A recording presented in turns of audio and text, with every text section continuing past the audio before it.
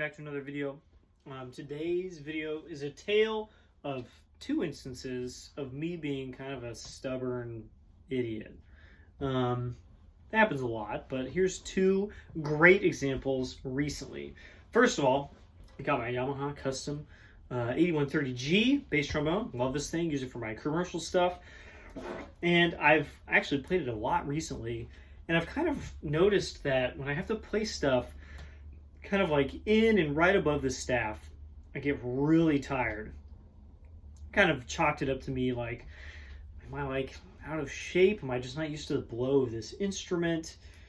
Do I not do enough practice in that register? I don't know. It's probably me, right? That's the assumption I usually make. And I did a bunch of that. And then I had a day where I used this at work, played bass trombone, and I just was like, I noticed throughout the day, like every time I had to play stuff in the staff, I would get tired so much faster. And I was like, is this just because I'm usually playing tenor and like at work specifically, am I usually playing tenor and that like throws off my sense of how tired I'm getting? Like, what's going on? And at the end of the day, I came home and I was like, you know what? Let's actually test this. And so I got the mouthpiece that I've been using for a long time, my Shire's 1 1/4 MD. In a lot of ways, great match for this instrument. It's got a nice quick response. I like the kind of more commercial zippy sound. And low register is really killing on it. It's a good mouthpiece.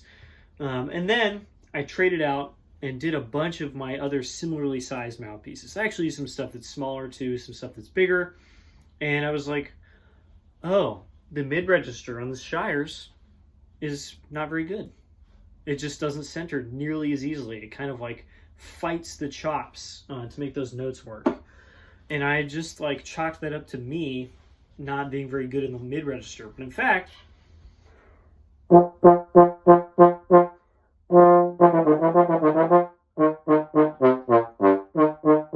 this horn is really good in the middle register if you use the right equipment on it. And of course, the mouthpiece I ended up on was my Marquee 87. I tried this a long time ago when I got the horn, and at the time I was like, no, it's like too legit of a sound, like too orchestral, and it also felt like a little woofy at the same time. I don't know, something about it I didn't like. I didn't like the combination. And this also did not work ever in my previous Yamahas. The 613s, and I guess that's all of them, right? 613, 630G, which is very similar, and 613H. In none of those instruments did this mouthpiece work very well. It just kind of wasn't the right vibe. And then I get to this, and I think I just never really tried it, and it's obviously the right choice.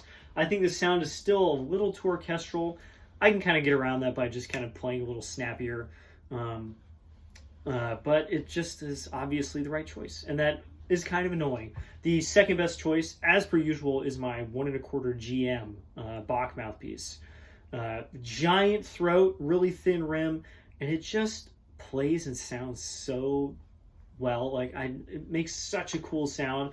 It's just harder to play than this, and I'd rather just play the same mouthpiece on two different instruments. So one of those instances of me just kind of going, it's got to be me, right? There's something off about what I'm doing. I'm going to use this at work tomorrow. Maybe I'm totally wrong, and I'm going to just like destroy my face. But initial impressions are, I think I was using the wrong mouthpiece for a long time. The other one, which is a little bit more egregious, to be honest, is Euphonium. I've had this thing since 2007. I've had it for a very long time. What is that, 18 years now? This is, by far my longest owned instrument. I've gone through a lot of mouthpieces. It came with the Yamaha 53H, which was developed with Adam Fry, the soloist who kind of helped develop this instrument. And I lost that mouthpiece like 15 years ago. It's just off the planet. I have no idea where that ended up. And I've gone through a bunch of stuff in between. The last one I really remember was the Schilke 5359, which is a bass trombone cup and a kind of tenor-sized rim. I really liked the sound that mouthpiece got, but I realized at some point it was like just not a very good playing mouthpiece. And so I finally was like, you know what? I'm going to get a real Euphonium mouthpiece for the first time in a long time. And I got a Stephen Mead SM3X. This is SM3U. I got this more recently. And in a lot of ways, it was way better than my previous Shilky. And so I was like, wow, cool. Really funny mouthpiece. Horn plays way better. It's more fun to play. And then kind of quickly, I was like, wow, this thing's really tiring. Like, it just murders my face. I chalked it up to the rim profile. I don't think that was correct. We'll come back to that in a second. I ended up trading somebody that I play Euphonium with pretty often for this SM3U, which has a bit different rim. And I think the cup's like a little shallower. I don't know all that nerd stuff. In any case, I played this SM3U for the last like 3 years. And at some point I was like, this is nearly as tiring as the SM3X. Full stop. Like, it's just, it really destroys my face if I play flexibilities. I get so tired of playing just normal slurs. I would just feel it in my face, just everything just like totally engaged. And recently I got this horn out because I have something coming up this week, and I'm playing some stuff and I'm like, I'm way better than the last time I played Euphonium, which was a few months ago. This should be cake. And so I started playing some flexibilities and I kind of put it down and I was like, I am just as tired as I always have been when I play flexibilities on this. I don't get that way on any of my other instruments at this point. Like, I feel like I built a nice set of chops. What is going on?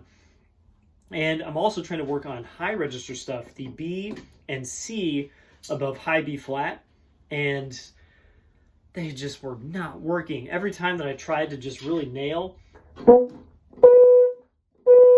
high B, it would fuzz out, or I'd lose a note, or I'd go to C sharp instead, or it would just feel so tiring. And I couldn't play loud. I couldn't really decide when to start them. High C is the same way. And I was like, this can't be me at this point. Those notes feel so much more comfortable on every one of my other instruments. I can pick up my bass trombone and just play a high C. And I can feel myself able to blow more air to it, and it just stays a high C instead of the note kind of going, whoa, and just murdering my face. So I finally asked on the Euphonium Facebook group, hey, people who play 842s, what mouthpiece do you play? And I got a bunch of different responses, and none of them were this, the Ultra series from Dennis Wick. I think the general consensus is these are designed for a different instrument, the Besson Prestige, which is another 12-inch bell, large bore compensating euphonium, but a massively different one in kind of all the ways that matter. And some aspects of this design make this horn not very fun to play. And of course, the hardest thing to take was someone was like, hey, just use a similarly sized trombone mouthpiece. And over here, I'm like, nah, I can't do that. I can't. You have to use the right tool for the job. It's supposed to be euphonium mouthpiece. You have to use the right tool for the job. And of course, I got out my Greg Black 3G5GM, and it's by far the best mouthpiece I've ever used on this. Everything works so much better. I like the sound. Like, literally, it's better in every single way than the Euphonium mouthpiece that's designed for almost exactly this instrument. So, another 2 examples of me just kind of being really stubborn and not wanting to change and blaming myself, and eventually coming to terms with the fact that, like, sometimes it's not you, it's the equipment you're playing on. Again, that's not common. There's a lot of other setups I have where I can use a bunch of different things on it and they just work. My bass trombone here, the Yamaha Custom, is kind of famously mouthpiece picky in a way that, like, my M&W is not. I can play my M&W with literally any mouthpiece I own. It's going to kind of play similarly. This, not the same way. My B&S, same thing. It has to be played with exactly the right set of circumstances or it just doesn't work. And apparently the Euphonium is nearly as picky. I did not expect that. Again, blame yourself first, but don't do it for too long because it could be the equipment. That's all I got for now. Hopefully I can catch myself finding these things faster in the future and not just playing the wrong thing for like most of a decade before changing to something that works way better. Oh, now I'm worried about all my other instruments. Anyway, I'll see y'all in the next video. Bye-bye.